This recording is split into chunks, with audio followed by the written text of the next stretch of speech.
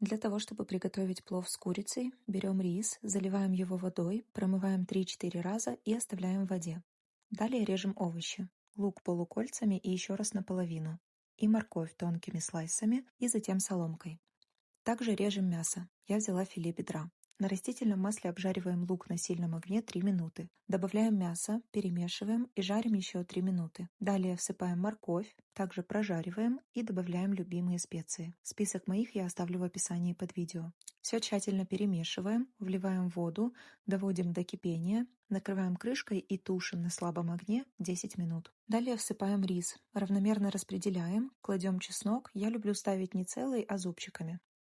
Накрываем крышкой и тушим на слабом огне 15 минут. Далее собираем горкой к центру и делаем дырочки для выпаривания жидкости. Тушим еще 10-15 минут до готовности. Перемешиваем, и наш плов готов. Он получается очень вкусный и рассыпчатый. Пробуйте.